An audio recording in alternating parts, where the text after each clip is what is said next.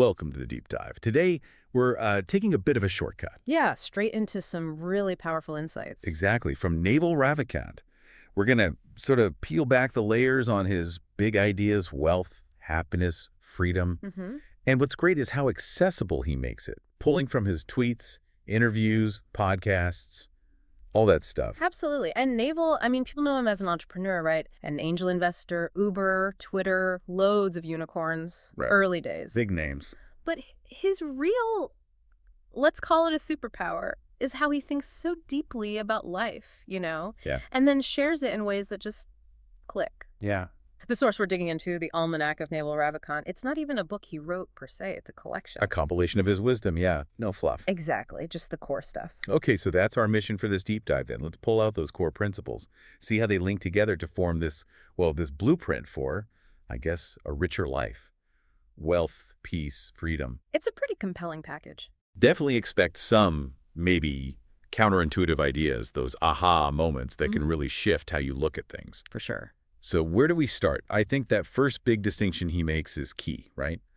Wealth versus money versus status. Oh, absolutely fundamental. He's very clear on this. People mix them up all the time, so maybe as you're listening, think about how you define them right now.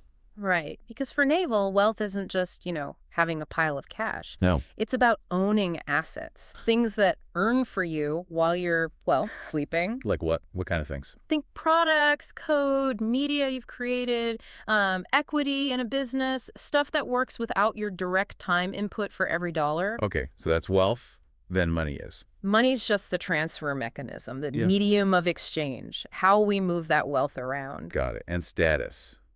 That's the tricky one. Yeah, he calls status a zero-sum game. For someone to gain status, someone else often has to lose it. And it's usually fleeting. Right. Unlike wealth, potentially. Exactly. So his big push, the goal he sets out for you, is to create or own equity.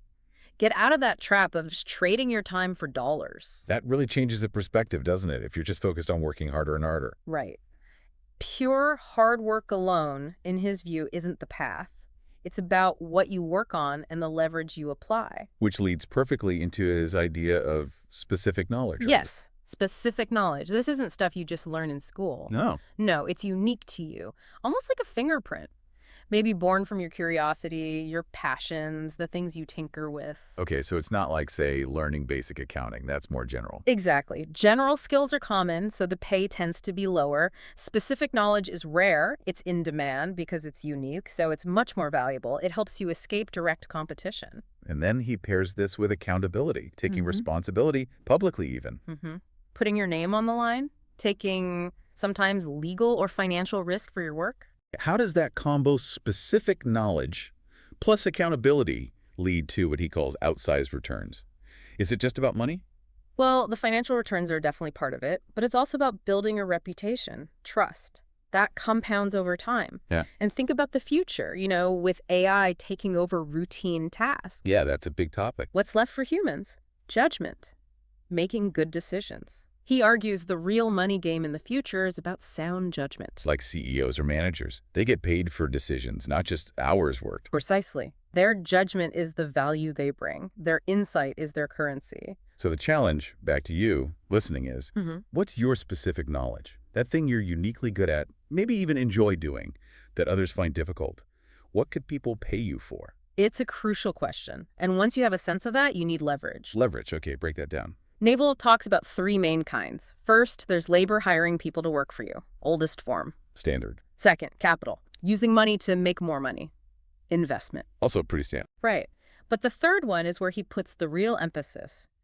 Products with no marginal cost of replication. Meaning? Meaning once you build it, making another copy costs almost nothing. Think code, software, media like articles, videos, podcasts. Ah, okay. Build once, sell, or distribute infinitely. Exactly. That's the ultimate leverage he talks about. Software and media, they scale incredibly well. You reach millions without needing proportionally more effort or resources. That's a huge mental shift. It's a game changer. And AI, coming back to that, helps automate building these systems, right? It amplifies your ability to use this kind of leverage. Okay, this is fascinating. But then he throws in something quite different.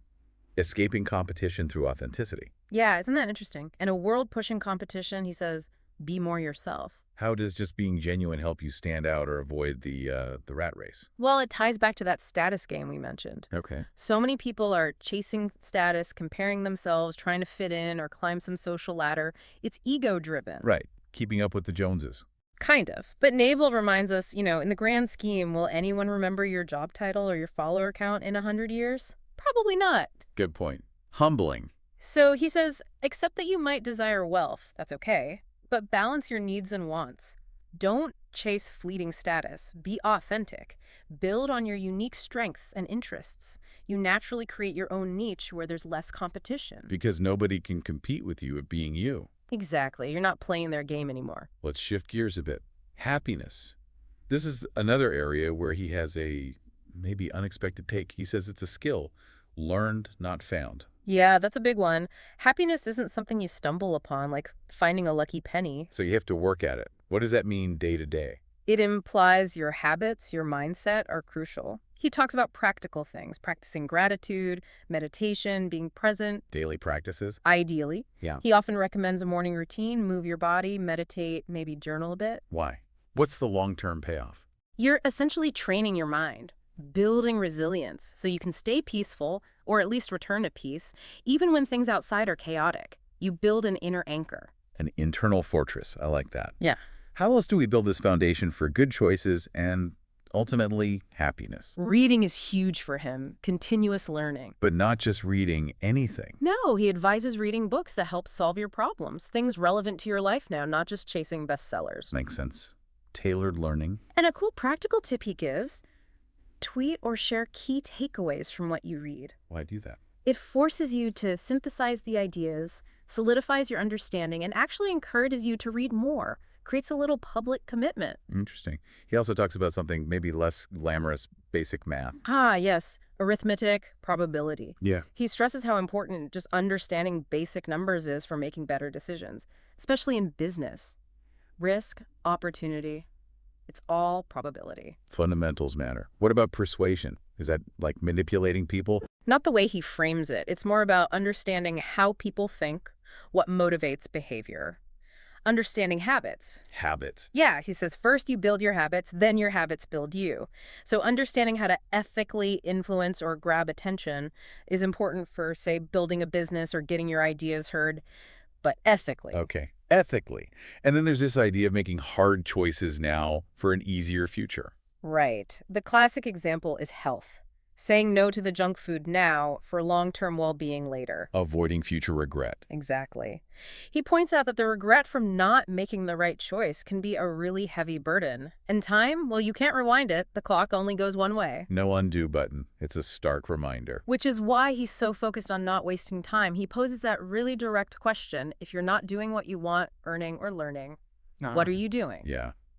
Makes you think. It really does. It forces you to evaluate how you spend your attention. And one last challenging idea here. Questioning authority. He says, no adult can guarantee anybody's future. Powerful, isn't it? Don't just blindly follow so-called experts. Trust your own judgment. Learn constantly. Take action. Shape your own future. Don't wait for approval. Self-reliance, really. Absolutely. Which brings us to the ultimate goal he talks about.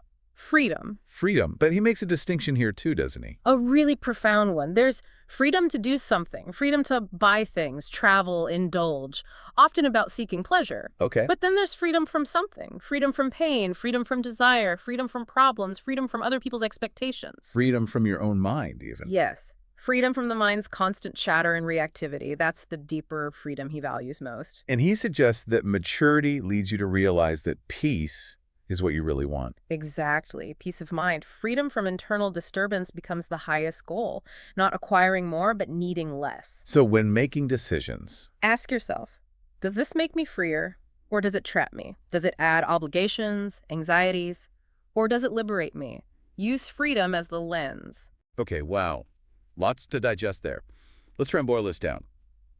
What are some concrete, actionable steps someone could take, starting today, based on all this? Good idea. Let's pull out a few. All right, number one, maybe identify one thing, a product, a skill you could build that has that scaling potential. Software, writing, something like that. Yeah, find your potential leverage point. Oh. Okay, number two. Make a public commitment about it, tweet it, Put it on LinkedIn, tell a friend.